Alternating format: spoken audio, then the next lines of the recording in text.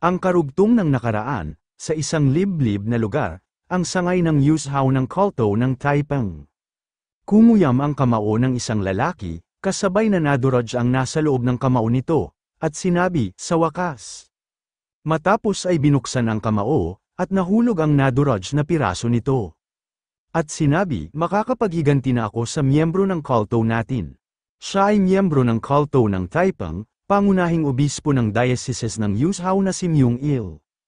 Note, sa pamamahala ng simbahan, ang diocese, o bishopric ay ang ecclesiastical na distrito sa ilalim ng jurisdiksyon ng isang obispo. Sinabi ng nakaitim na lalaki na nakayuko, ngunit pangunahing obispo, hindi pa nagtatagal ang manggagamot na yun ay naging tagadalo na siya ng imperial censorate. Bahagyang napaisip ang obispo na si Myung-il, habang nakaupo sa trono, at sinabi, tama ka, naging tagadalo ng imperial censorate nang siya, ngunit hindi ba siya mamamatay kapag sinaksak ng espada?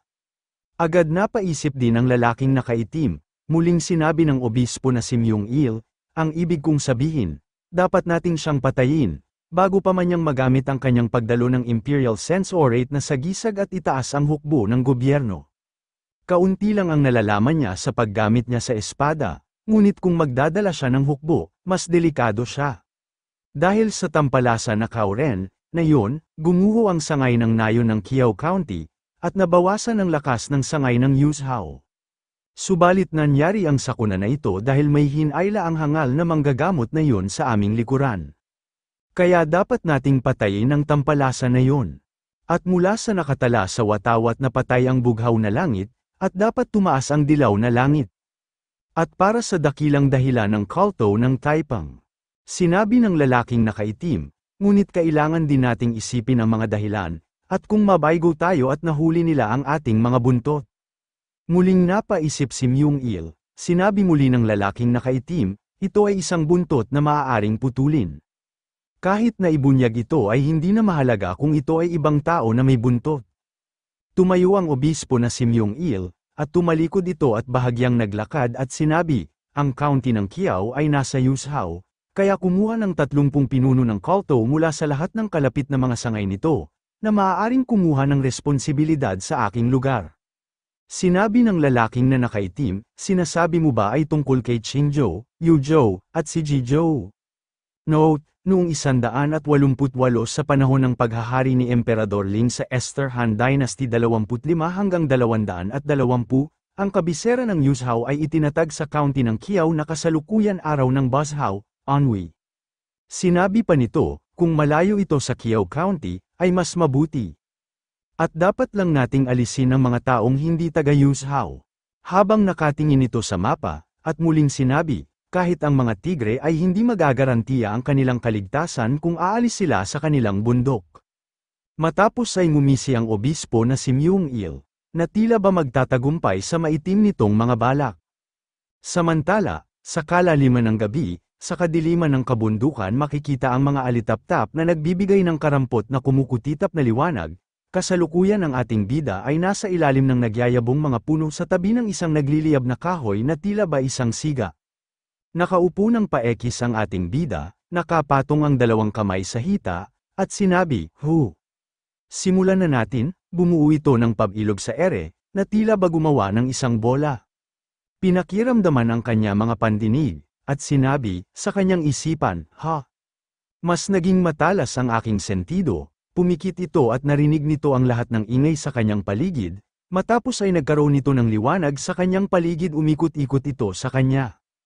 At muling sinabi sa kanyang isipan, ang tunog ng tubig na umaagos, ang tunog ng mga kulaglig, at ang tunog ng mga tipaklong. At kahit ang paghinga ng mga tao ay naririnig ko lahat. Ngumiti ito ng bahagya, at sinabi, maingay ngunit kalmado. Habang ang liwanag tila ba sumasayaw sa kanyang paligid. Sinabi muli ng ating bida sa kanyang isipan habang ito ay nakapikit. Hanggang ngayon ay nakatuon lang ako sa aking panloob na enerhiya at napansin ko ito. Hindi lang ang aking pandinig, ang pandama na amoy ay mas malinaw kung nararamdaman ang lahat. Maya-maya pa ay tumaas ang liwanag nito, inikot-ikot nito ang kanyang mga kamay na tila ba gumawa ng bowl ang apoy, parang pumasok ako sa ibang mundo, Umangat ang ating bida mula sa lupa, at habang nasa ere tumaas din ang kanyang kasuutan at maging ang kanyang buhok, ang bilog na bumuo sa kanyang kamay ay tila tumalon ang mga liwanag. Napuno ang kanyang paligid ng nakakasilaw na liwanag. Kumalat ang liwanag nito at tila ba naglakbay ito patungo sa natutulog na si Okju, at ang kanyang mga alagad. Bahagyang idinilat ni Okju ang isang mata, nang mapuna nito ang liwanag. Agad siyang napabalikwas nang makita ito, habang tulog na tulog ang dalawang bata. Sinabi ni Okju sa kanyang isipan nang makita niya ang liwanag, ano ang pakiramdam na ito? Huwag mong sabihin, Chi. Mabilis siyang tumayo at tumakbo, habang hawak ang espada, patungo sa liwanag. At sinabi, may nangyari ba kay manggagamot Hua? Sinundan nito ang pinagmumula ng liwanag, at maya-maya ay bumagal ang kanyang mga hakbang na tila ba ito ay nagtataka. At nang makalapit ay agad siyang nagulat nang makita niya ang ating bida, na napalibutan ng liwanag, nakataas ito sa ere, maging ang buhok nito, at ang kasuutan ay nakataas, ang mga kamay nito ay tila ba nakabuo ng bola sa hangin. Agad niyang tinawag ang ating bida sa kanyang isipan, manggagamot Hua. Bahagyang naitakip ni Okju ang kanyang kamay, nang makaramdam ito ng silaw sa liwanag. At sinabi sa kanyang isipan, ito ay tiyak na si Chi. At sa napakalaking halaga nito, muling tinitigan ng ating bida, nakapikit ito na tila ba malayo ang nilakbay. Sinabi niya sa isipan, huwag mong sabihin sa akin, na siya ba ay masusupil niya ang pader. Maya-maya pa ay unti-unti naglaho ang liwanag, unti-unti rin idinilat ang kanyang mga mata. Sa pagmulat ng kanyang mata, sumalubong sa kanya ang paglabas ng haring araw. Bahagya pa siya nagtaka at sinabi, ha? Sumikat na ang araw? Kailan pa naging napakabilis ng oras? Unti-unti tumayo ito, at muling sinabi sa kanyang isipan, gamaan ang katawan ko. Ano ba ang nangyari kagabi? Matapos ay kumuyam ang kamao nito, at ngumiti, at sinabi, wala akong ideya, ngunit may nagbago, pakiramdam ko ay na-refresh ako. At itong enerhiya, habang nakasahod ang kanyang palad na tila may namuong bilog sa gitna nito, na tila nagmula sa ere. Ito ay ganap na naiiba mula kay Colonel Cao Ren, ang paglilinang ng katawan. At ito ay mas dalisay, at ang enerhiya ng 5 elemento ay halo-halong lahat dito. At higit sa anuman, ito ay tila isang mabangis na hayop. Sabay lumabas muli ang liwanag at umikot sa kanyang paligid. Matapos ay muling kumuyam ang kanyang kamao, at sinabi, nice, may bago akong nakuha, kaya dapat ay may kumpiyansa akong pangalan nito.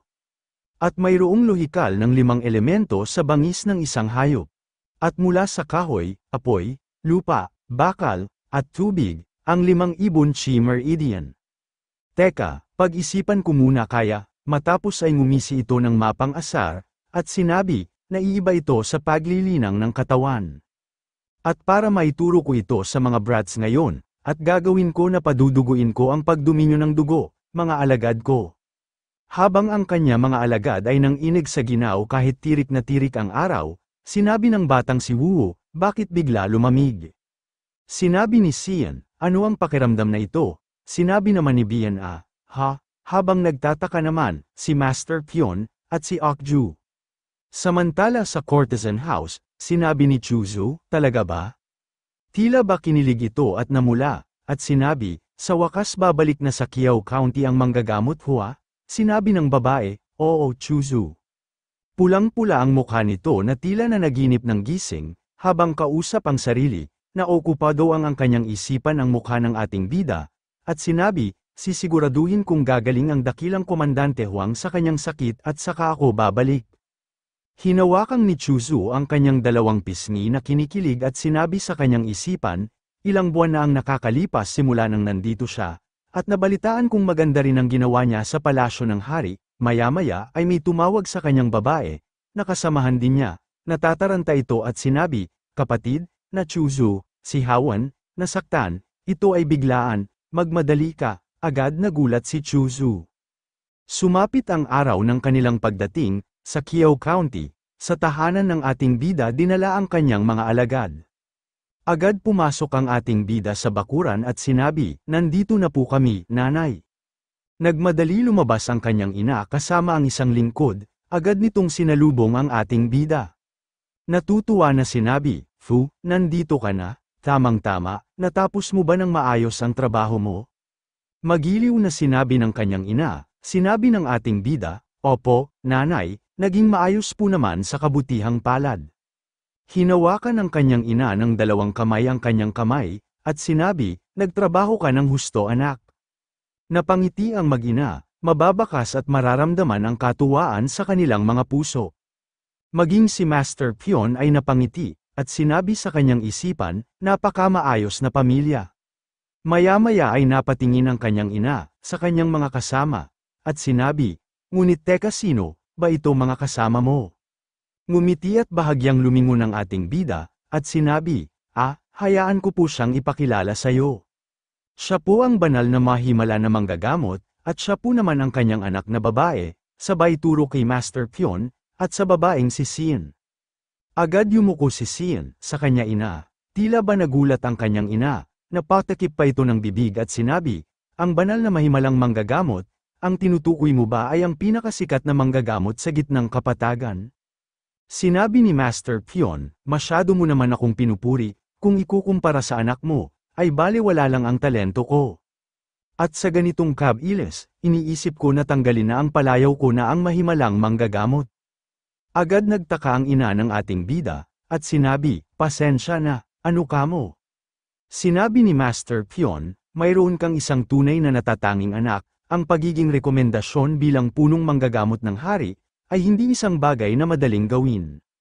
Sinabi ng kanyang ina, kay Master Pion, sinasabi mo ba na ang punong manggagamot ng hari? Oo, subalit tinanggihan pa nga niya ito.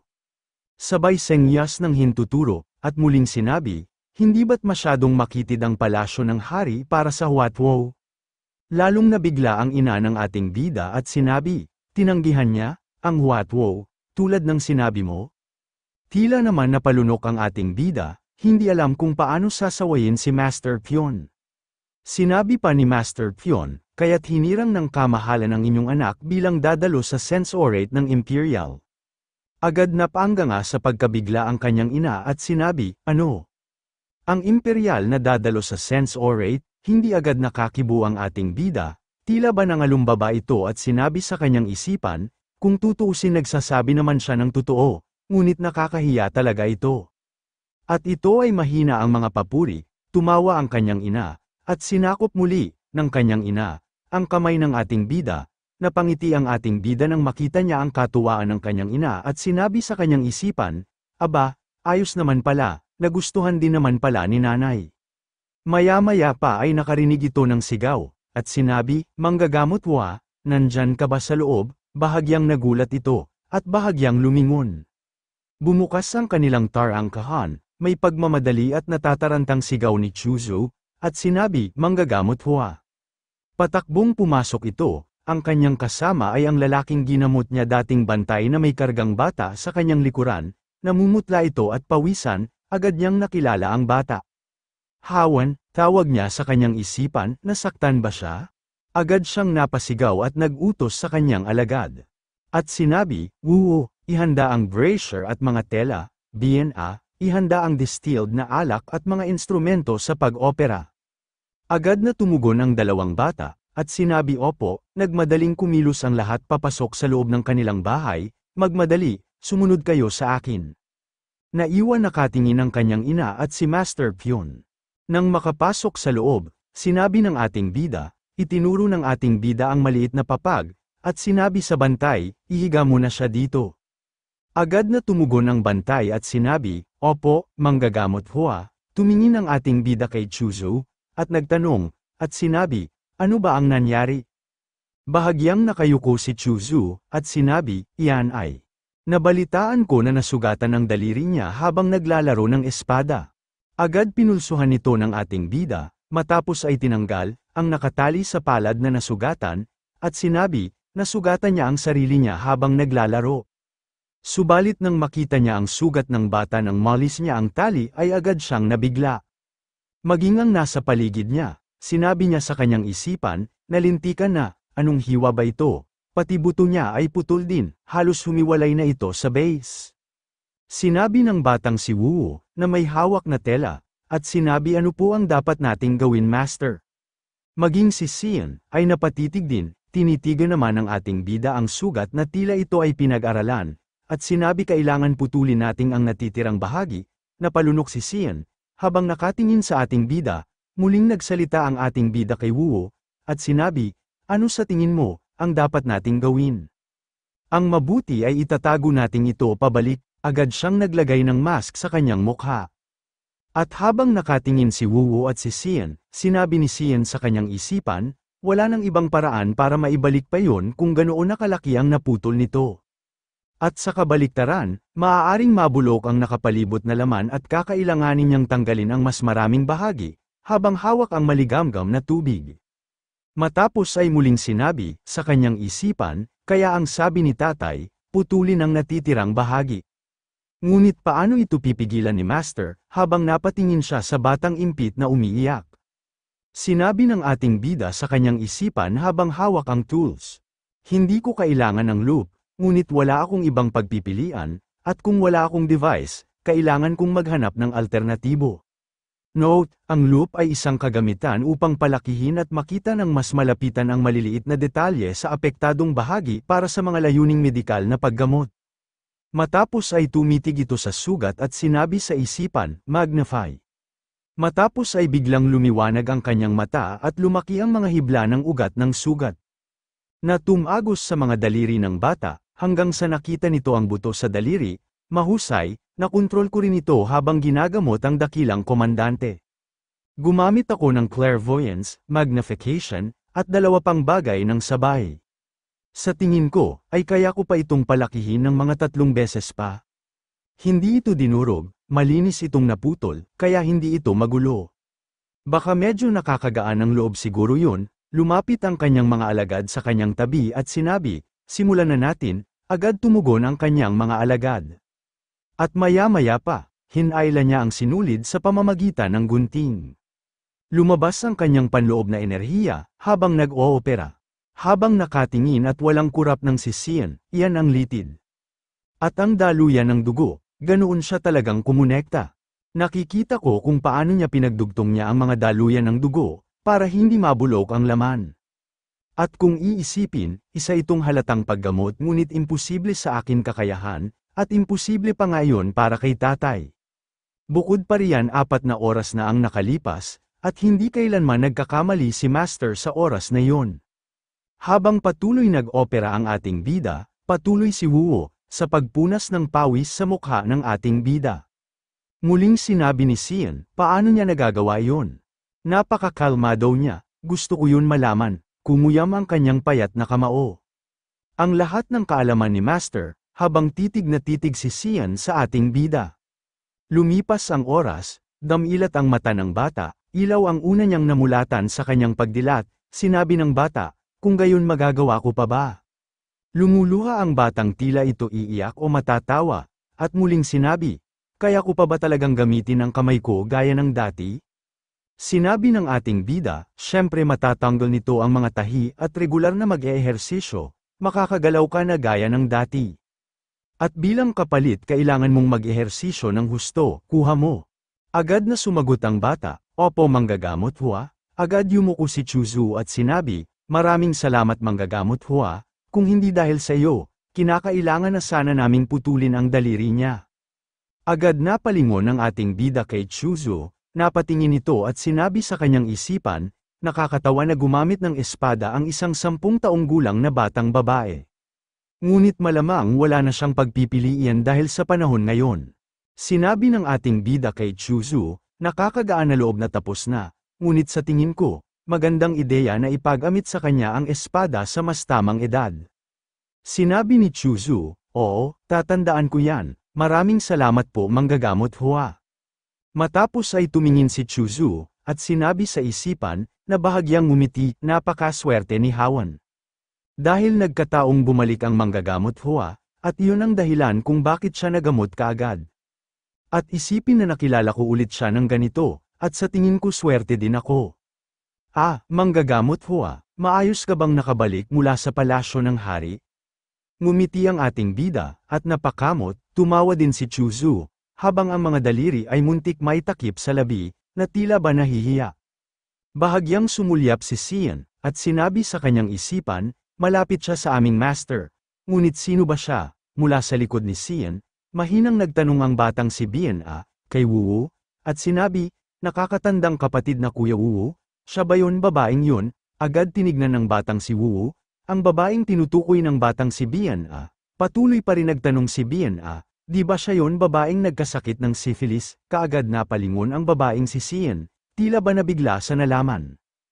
At habang nakatalikod si Sian, nasa likod naman niya ang dalawang bata, narinig pa niya, mula sa kanyang likuran ang sinabi ni Bien Senior Kuya Wu, yun ba ang tinutukoy mong babae? Bahagyang napatingin ang batang si Wu sa babaeng si Chuzu, at sinabi ang babae ba na yon ang nagkaroon ng sakit na syphilis? Agad napalingon si Sian sa mahinang pinag-uusapan ng dalawa. Bahagya itong nagulat, nainis ng bahagya ang batang si Wu sa kadaldala ni Bien at sinabi, kapatid na Junior, hindi mo dapat basta-basta pinag-uusapan ang isang pasyente ng ganyan, paano kung marinig ito ni Master? Bahagyang natakot naman si Bien at sinabi, nagtataka lang kasi ako dahil napakaganda niya. Agad sumingit si Sian sa usapan ng dalawang bata, at sinabi, paano niya siya pinagaling? Sa pamamagitan ba ng operasyon, o sa pamamagitan ba ng dekosyon ba? Agad napasigaw ng bahagya ang batang si Wu, at sinabi, ate. Hindi nila namalayan ang paglapit ng ating bida, at sinabi, ang mga brats na ito. Tila naman nahiya ang tatlo, na parang nakagawa ng malaking kasalanan, bahagyang napayuko ang mga ito. Pinagsalikop ng ating bida ang kanyang mga braso at bahagyang nakasimangot na sinabi, hindi ba sinabi ko sa inyo na hindi nyo dapat basta-basta pinag-uusapan ang impormasyon ng isang pasyente? Sabay-sabay na palunok ang kanyang mga alagad, matapos ay dinuro ito isa-isa at ang bawat isa ay sinermunan at sinabi, ikaw Sian, nag-iisa kang babae dito, kaya dapat ay hindi ka nagiging matanong tungkol sa pasyente, at ikaw Bien Kung sino man ang makilala mo at kung may alam ka dapat ay itikom mo ang bibig mo, at ikaw naman Wu. Ikaw ang pinakamatagal dito at ikaw ang nakakaalam ng mga patakaran ko. Dapat ay pinaaalala mo ito sa kanila na hindi dapat pag-usapan kung ano man ang nakikita o ginagamot nating. Napayuko ang tatlo na tila ba pinitpit na luya, hindi ito makakibo. Matapos ay tila galit pa rin na tinalikuran ng ating bida ang tatlo. Agad sinabi ng sabay-sabay ng tatlo sa ating bida, pagkatalikod nito, at sinabi, paumanhin po Master, magiging mas maingat na po kami mula ngayon. Sinabi ni Bien sa batang si Wu, at kay Sian, na napakamot, pasensya na nakatatandang kapatid, at nakababatang kapatid, hindi ko dapat sinabi yon. Sinabi ni Sian, pasensya na rin, at sa tingin ko ay naubusan ako ng pasensya, at lamabis yata ako. Ngumiti ang batang si Wu, at sinabi, ayos lang kung hindi mo nagagawin yan sa susunod. Bit-bit ang palanggana na may pinaggamitan na tubig at natutuwang sinabi, ngayon ay iligpit na natin ito, at sinabi ni Master, may gusto raw siyang ituturo sa ating. Agad na tila ba nagreklamo si Bien at sinabi, agad-agad?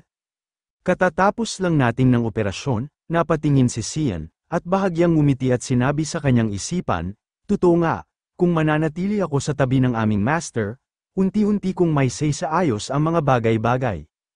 At huwag na nating hayaan pang maubusan ng pasensya, at dahan-dahanin lang, at kung magkagayon man, magagawa ko rin gamutin ang syphilis balang araw.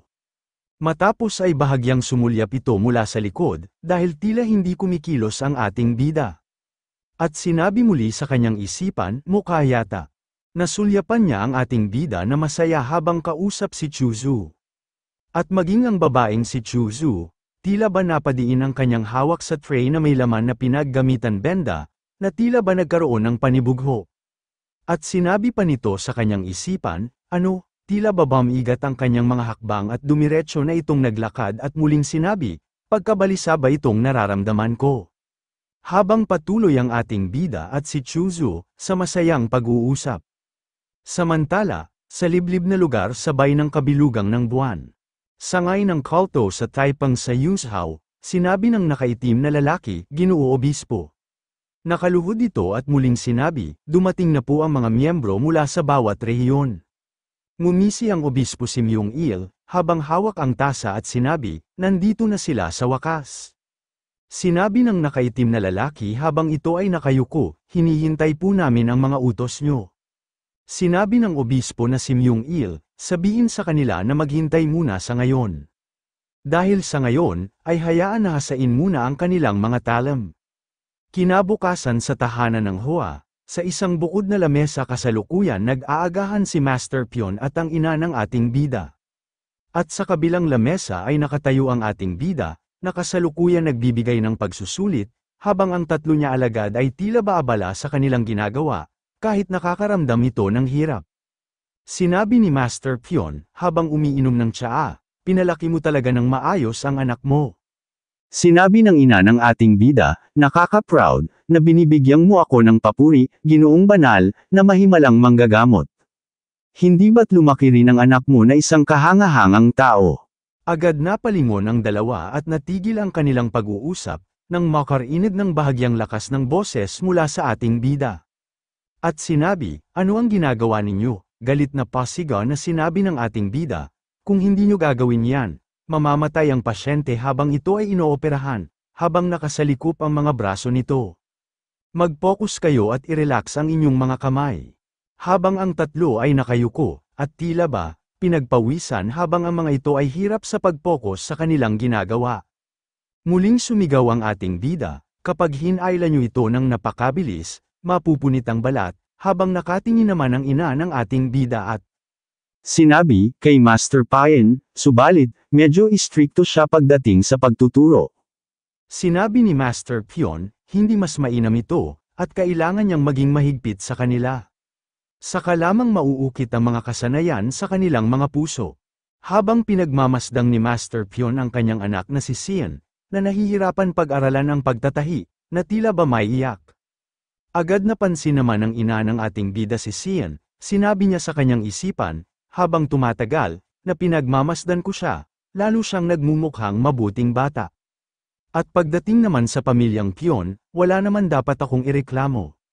Gayunpaman, uminom muna ito ng tsaa, bago sinabi, banal na mahimalang manggagamot, batay sa narinig ko, si Sian ba? Ay may kasunduan na para magpakasal, tama ba? Agad napabuga ng tsaa sa bibig si Master Pion. Note, ang engaged ay isang kasunduan magpakasal, maaaring handa ng magpakasal o nasa angkop na kondisyon para magpakasal.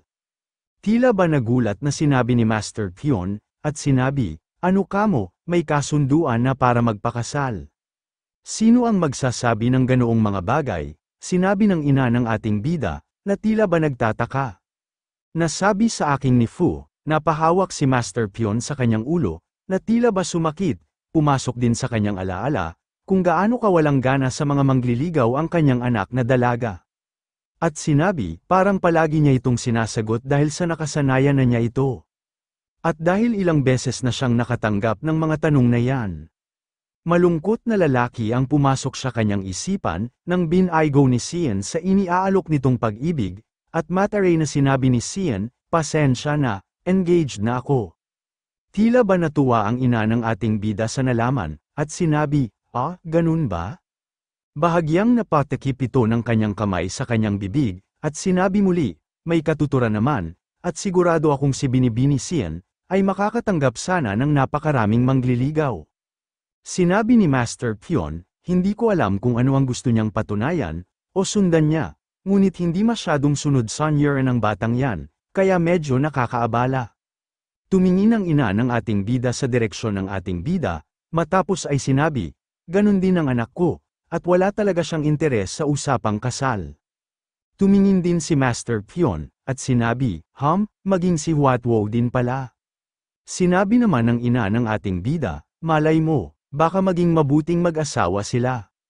Natawa si Master Pion, at sinabi, ho, siguro nga, sana, habang lumapit ang ating bida kay Sian, upang turuan ito ng manual na pagtatahi, sinabi ng ating bida, ganito gawin mo, mag-iwan ka ng kaunting espasyo. Kung tatahiin mo ng mahigpit yan, mapupunit ang balat. Maya-maya ang tila maamong mukha ng ating bida, habang nagtuturo ay biglang napalitan ng inis at sutil na pagtuturo, at napipiko na sinabi, saan ba tayo naputol, akala mo ba ang balat ay parang tela? Paulit-ulit na lang tayo tarantang sinabi ni Cian na kabado. Opo Master, pasensya na po, napatitig, si Master Pion at maging ang ina ng ating bida, hindi ito nakakibo. At habang nakatingin, habang sinisermona ng ating bida si Cian, sinabi ng ina ng ating bida, mukhang masyado yata akong napaaga ng pagsasalita. Sinabi ni Master Pion, sumasang-ayon ako sa iyo, at sa tingin ko, parang ang sining medikal lang ang nakikita nila. Nang makagawa ng maayos na pagtatahi si Cian, laking tuwa nito nang pumasa ito sa ating bida. Itinaas pa ng ating bida ang kanyang thumbs, maya-maya pa ay dumating si Okju, at sinabi, manggagamot Hua, natapos na po ang mga matitirang items at kumpleto na po. Agad natuwa ang ating bida at sinabi, naku, salamat Okju, sa mahusay mong trabaho. Agad niyang kinuha ang 2 kahon, lumingon ito at tinawag ang 2 bata. At sinabi, Wuwo, Bien-a, agad inabot ang 2 kahon, at sinabi, kunin ninyo ito. Sinabi ng batang si Wuwo, ano po ito Master? Sinabi ni Bien-a, isang kahon na karayom ng acupuncture. Sinabi ng ating bida, kunin ninyo muna, baka magamit ninyo pa ito sa hinaharap. Ituturo ko sa iyo kung paano gamitin ang mga ito mamaya. Agad tinanggap ng 2 bata ang nasa kahon na acupuncture. At sinabi, opo Master, agad sinabi ni Cian, Master, paano naman ako? Agad nag-apuhap ng isasagot ang ating bida, tila ba nag-isip ito ng dahilan, Mabilis itong tumalikod kay Cian, itinaas ang isang daliri sa kanyang kamay, habang ang isang kamay ay nasa kanyang likod. At sinabi, masyado pang maaga para sa pinakabago, at nag-iisang babae, tila maiiyak naman si Cian, at sinabi, ngunit, bakit? Pakipaliwanag mo, sinabi ng ating bida, saka na ang paliwanag, hindi muna sa ngayon.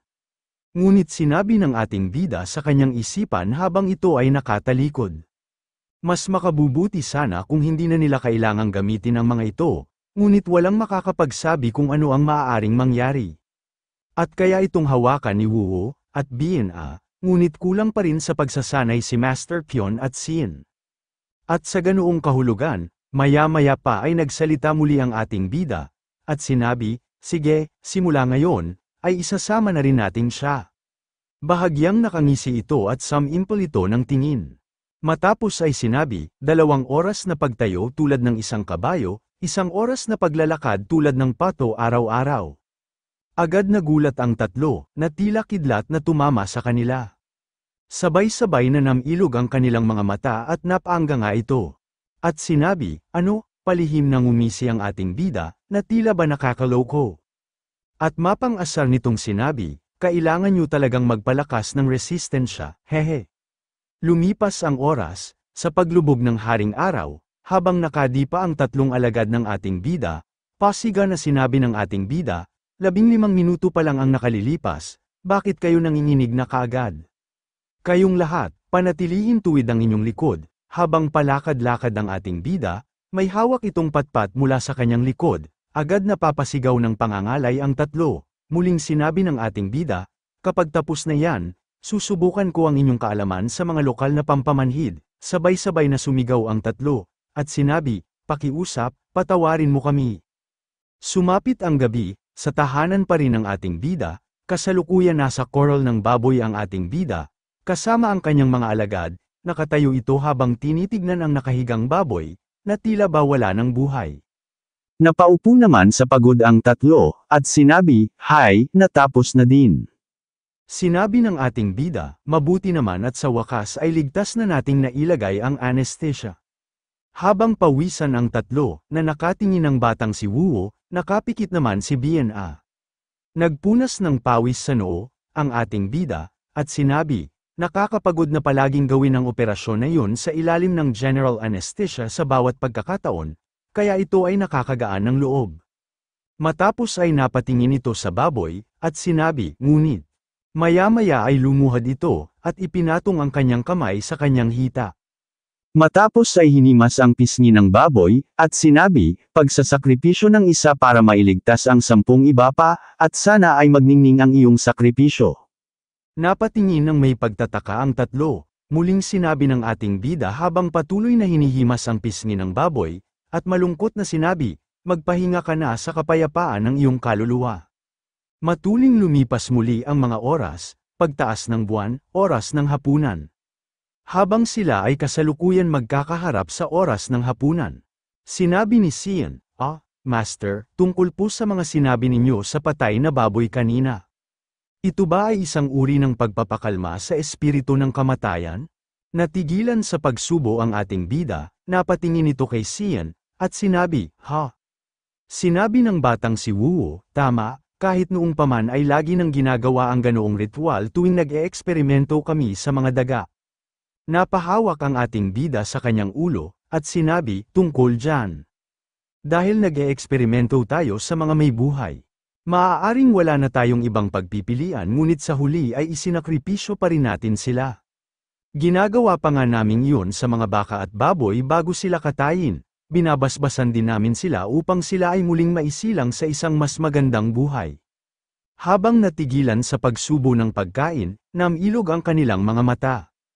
At muling sinabi, isang bagay na may konteksto. Sa isang paraan, sa aking tila mapagkunwari, hindi naman sa naiiyak ako dahil sa sakripisyo ng baboy, pero kahit na. At ginagawa ko ito dahil naniniwala akong may pagkakataon sila sa isa pang buhay. Tila ba lumabas ang aura ng ating bida na si Jinsu? Sabay-sabay na namilog ang mga mata ng tatlo, muling sinabi ng ating bida. Kahit na ganoon, hindi ko naman hinihiling sa inyo na gawin yon. Dahil lahat ay magkakaiba, basta, huwag maging manhid. Tumayo ang aura ng ating bida na si Jinsu, bilang isang doktor, sa likod at hinawakan ng magkabilang balikat mula sa likod ng ating bida si Huafu, at muling sinabi, o kaya ay mabaon sa iyong emosyon. Bahagyang napatingin ang ina ng ating bida at ngumiti. At sinabi sa kanyang isipan, kailan pa siya nag-matured ng ganito. Sinabi ng batang si Wuo, sa ating bida, kung gayon, pupunta ba tayo sa Yingchuan sa sandaling gumaling si Hawan? Tila ba nag-isip muna ang ating bida, at sinabi, sa tingin ko, dahil matagal na rin tayong nagpapahinga. Sinabi naman ng kanyang ina, gusto mo ba ulit pumunta sa Yingchuan? Sinabi ng ating bida, na bahagyang napakamot, opo, pinatatawag po ako ng Chancellor, at kailangan kong ipaliwanag sa kanya kung paano ko pinagaling ang dakilang komandante. At ang karapat-dapat na consort ay mangganganak na po ng isang sanggol. Agad na, natuwa ang kanyang ina, at sinabi, siya oo nga pala, sinabi ng kanyang nanay, ano ang dapat kong gawin, dapat man lang ay maghanda ako ng regalo. Agad sumingyas ang ating bida ng pagtanggi, at sinabi, ayos lang po nanay, ako na po ang bahala, may ilang buwan pa naman. Bahagyang ngumiti ang kanyang ina, at sinabi, nakakagaan ng loob yan, kung ganoon. Ngunit pumikit ito ng panandalian, at malungkot na sinabi sa kanyang isipan, ngunit. Malapit na naman siyang umalis ng bahay, na tila ba ayaw nang mawalay ang kanyang anak. Matapos ay tumingin ito sa ating bida, hinawakan muli ang kanyang kamay at sinabi, anak ko, Huafu, tila ba naramdaman ng ating bida ang bigat na dinadala ng kanyang ina? Napatingin ito sa kanyang kamay at agad niya sinagot ito, ano po yun, nanay? Sinabi ng kanyang ina, kung hindi naman sobra ang sasabihin ko sa'yo. Matapos ay ngumiti ito at muling sinabi, maaari ba tayong magbakasyon, at mamangka sandali? Magiging mas abala ka na mula ngayon at hindi ka na masyadong uuwi. Kaya gusto ko sana magbangka tayo minsan, napaisip ang ating bida, matapos ay napangiti ito at sinabi, sa kanyang isipan, baka kumilos ako nang walang pakialam nitong mga nakaraang araw. Hinawakan niya ang kamay ng kanyang ina at sinabi, opo nanay, pupunta po tayo, agad natuwa ang apat. Sinabi ng kanyang ina, nabalitaan ko na napakaganda ng lawa ng Weishan.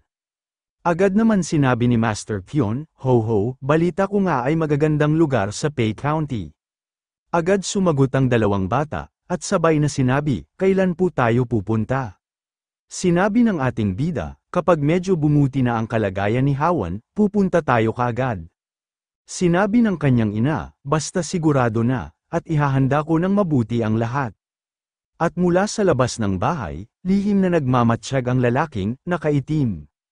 Maingat itong nakadikit sa mga dinding, at sinabi sa kanyang isipan ang lugar kung saan mamamasyal ang pamilya ng ating bida, Weishan Lake. Habang maingay ang halakhakan ng pamilya ng ating bida. Matapos ay ngumisi ito at muling sinabi, ito ang perpektong lugar upang patayin siya. Lumipas ang mga araw, sa masayang nagliliparan ang mga pangkat ng mga ibon. Sa napakagandang lugar na tinatawag na Weishan Lake. Sinabi ng kanyang ina, wow, ang lake ay talagang sobrang ganda. Napahanga sila sa namumukadkad na bulaklak ng lotus na nasa ibabaw ng lake. Sinabi ni Master Pion, totoo nga pala ang kasabihan ang lawa ng Weishan ang pinakamaganda sa 4 na lawa sa Hilaga. Sinabi ni Xian na napahanga rin, napakaganda ng tanawin at napakaraming bulaklak ng lotus. Sinabi ng 2 bata, si Wuwu at si Bian ngayon lang ako nakakita ng ganito kalawak na tubig. Masayang sinabi ng ina ng ating bida, na napahawak sa balikat ng ating bida, ang sarap talaga sa pakiramdam na nandito at kasama ko ang anak ko, haha. Bahagyang napasulyap ang ating bida sa kanyang nanay, at sinabi sa kanyang isipan. Kung alam ko lang na magugustuhan niya ito ng ganito, mas maaga ko sana siyang dinala rito. Hindi ko siya maalagaan at ginamit ko ang abalang schedule ko bilang dahilan. Matapos ay umuna humakbang ang ating bida upang sumakay sa bangka. At sinabi, ngayon ay aalis na tayo, Tara na, agad suman-ayon ang kanyang mga kasama ng sabay-sabay. Nang makasakay na sila ng bangka agad nagsagwan ang lalaking bangkiro. At naglakbay sa katubigan, napamulat sa tubig ang 3 alagad. Tahimik at mapagmatsyag ang lalaking si Akju, habang ito ay nakahaluk-hip-hip. Sinabi ng kanyang nanay, habang ito ay nasa bandang dulo. At tila ba excited, masarap siguro magtrabaho. Ngunit masarap din palang magkaroon ng relax at kasiya siyang araw na tulad nito, hindi ba? Sinabi ng ating bida, sa kanyang ina, opo maganda po talaga. At muling sinabi sa kanyang isipan, habang nakatitig ito sa kanyang ina, may oras pa ako hanggang sa kapanganakan ng karapat-dapat na consort. At maaari akong gumugol ng oras kasama ang aking pamilya hanggang sa panahong yun. Ngunit maya-maya ay napalingon ito sa ibang direksyon. At sinabi sa kanyang isipan, ano ba ang mga yun, ang masamang pakiramdam na ito? Mula sa kalayuan, natanong niya ang 2 mga bangka. Sinabi ni Akju, nang ito ay makalapit, sa ating bida.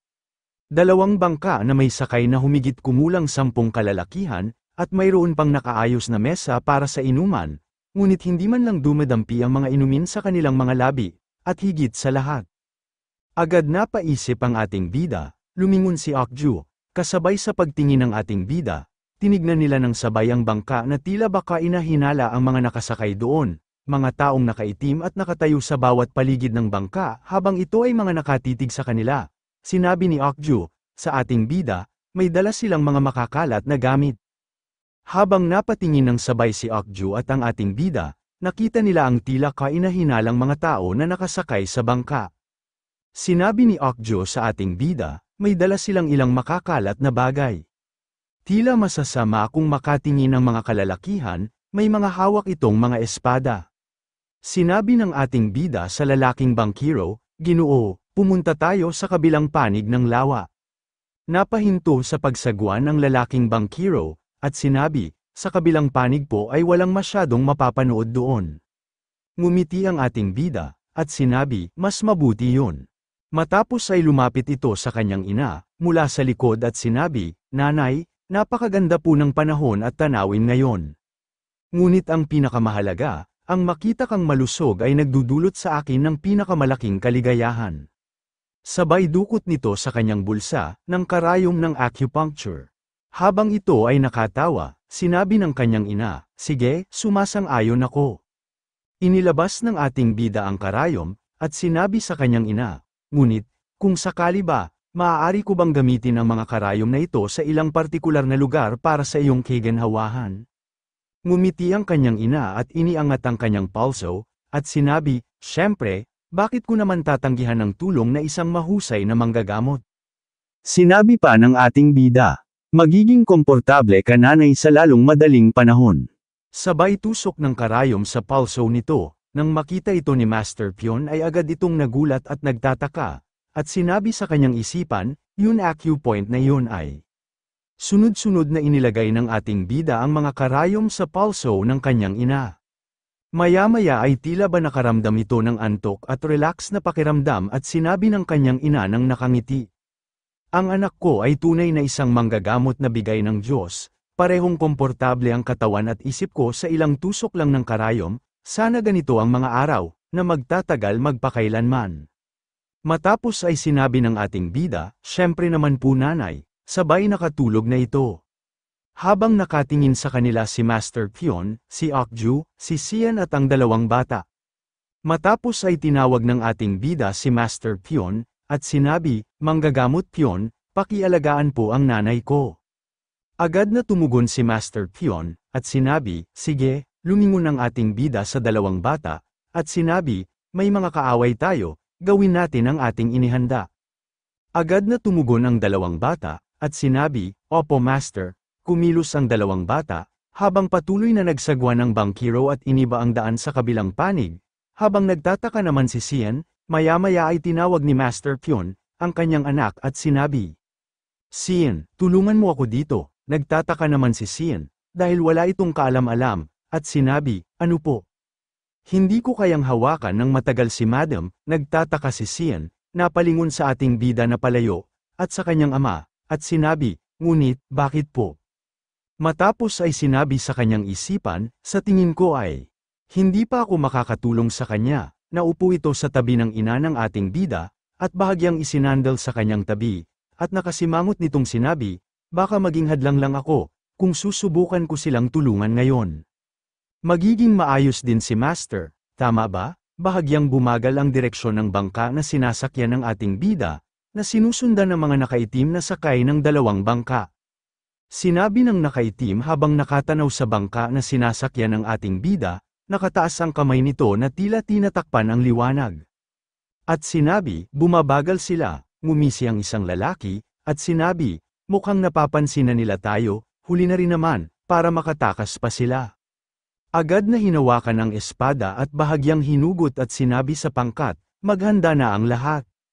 Ngunit nang may angat na ang espada, nagliparan ang mga karayom at tumusok sa mga kalalakihan na kaitim.